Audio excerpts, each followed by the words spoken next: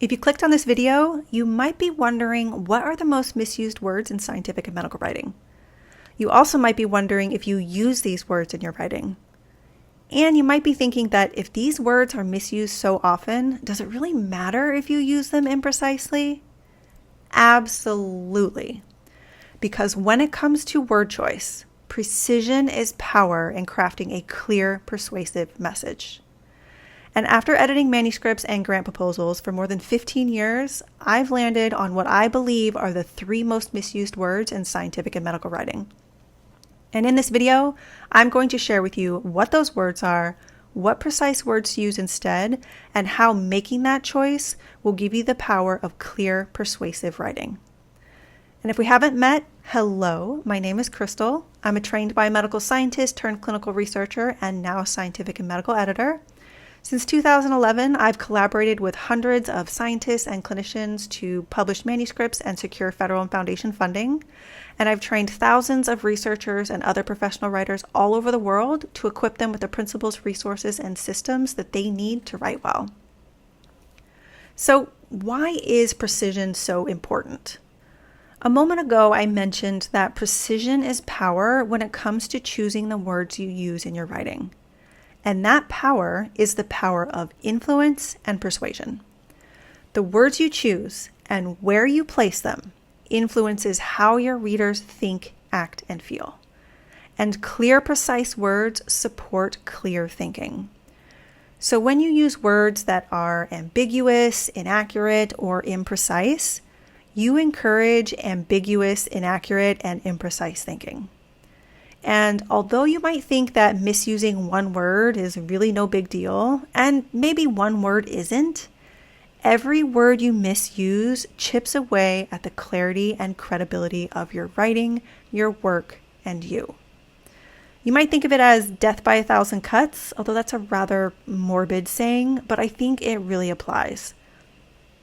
And there are hundreds of thousands of words in the English language that you could misuse. But in my career, I've noticed 3 words that really stand out as the most misused in scientific and medical writing. So starting with number 3, level. Some authors use level as a synonym for the words amount, concentration, or content. And although amount, concentration, and content have fairly simple definitions, level is not as simple. Let's look at the definitions. Amount means the total number or quantity. Concentration means the amount of a component in a given area or volume.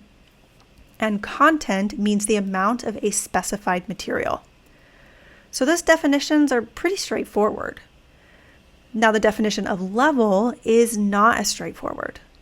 Level as a noun can mean a concentration of something, a position in a scale, a measurement or index of altitude, the magnitude of a quantity related to another value, even or unvarying height, or a device that helps to establish a horizontal line or plane. All these different meanings of level can confuse readers because they need to figure out which meaning you intend based on the context, and that creates more work for them. And so that breaks what I believe is the number 1 principle in scientific and medical writing, which is to make the reader's job easy. Let's look at an example. The first example reads, the treatment increased the level of antibodies in the bloodstream.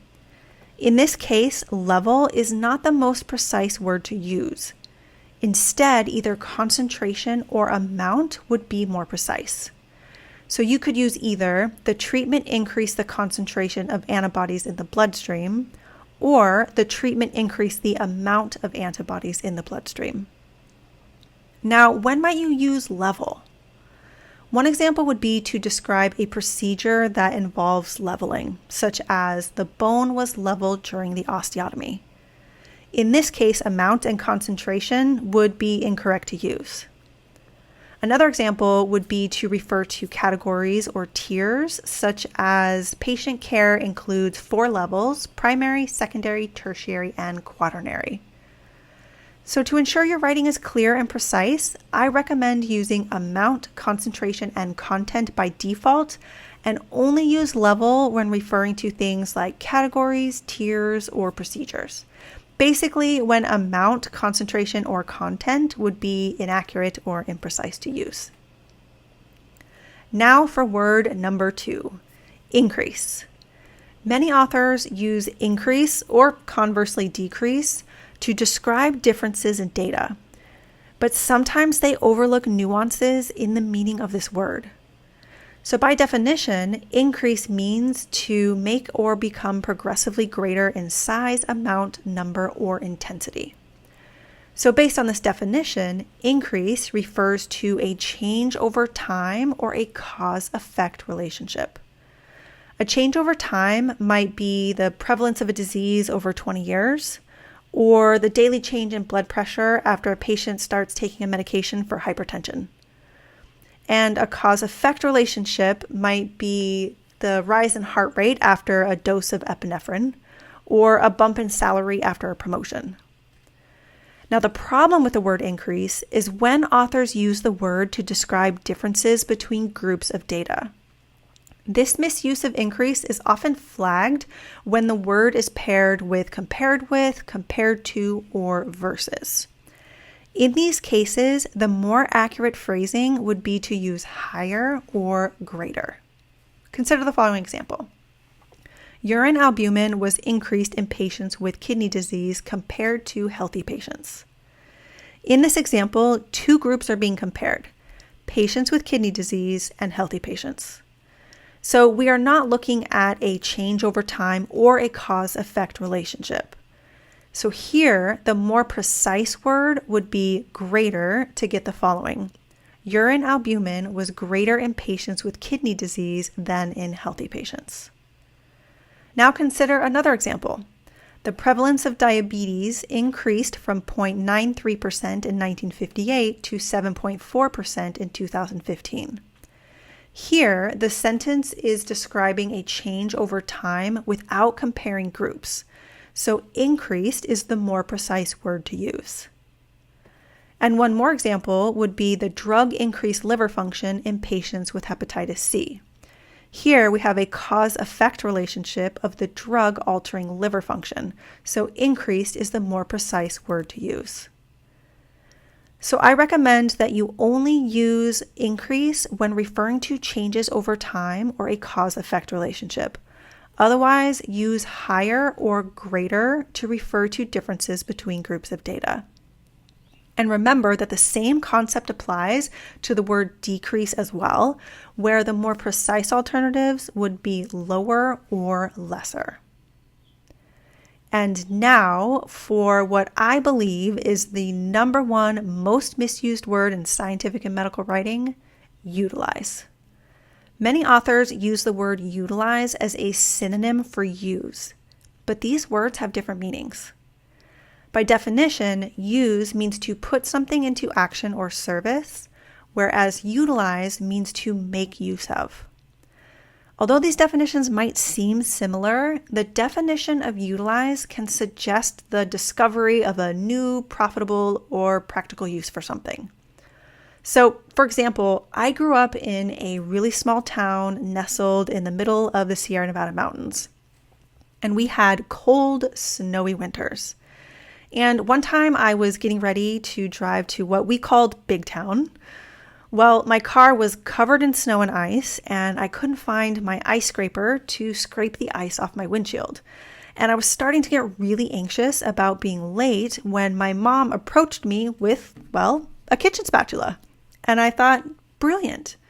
The spatula was not designed to remove ice, but I could utilize it for a different task than it was meant for, which is to use it to remove ice from my windshield. Now, of course, the word use would be perfectly acceptable to use here. And it's fewer syllables, so it's more readable. And it uses fewer characters, which could be helpful if you're facing one of those dreaded page or character limits. So to me, it's a triple win: precision, clarity, and concision. As another example, let's consider how a researcher might use a petri dish. The researcher used a petri dish to grow bacteria. This would be the typical use for a petri dish. Or the researcher utilized a petri dish to store paper clips on their desk. The petri dish was not created for this purpose, but it would be a great way to store paper clips. And of course, you could also say the researcher used a petri dish to store paper clips on their desk. As another example, consider how an emergency responder might use something as a tourniquet. The emergency responder used a band of rubber as a tourniquet. Or, if they were in a pinch, the emergency responder utilized a belt as a tourniquet. The belt wasn't created for this purpose, but it would do the job. But you could also just use the word use to get the emergency responder used a belt as a tourniquet. So I recommend using the word use by default and only use utilize when the term is the more precise choice. But honestly, I recommend just nixing utilize altogether and stick with the word use. So those are what I believe are the top 3 most misused words in scientific and medical writing. And using them imprecisely can sap the power from your writing. And that power, the power to influence how your readers think, act, and feel, is the power of persuasion. So if you like this video, you might also like this one about a phrase that could erode your credibility in a much bigger way than using imprecise words. And if there's something in particular that you'd like to learn more about, like other word choices to consider, let me know in the comments. I create these videos for you, and I want to make sure I'm creating something that you will find helpful. Thank you so much for watching. Have a lovely day, and I hope to see you in the next video.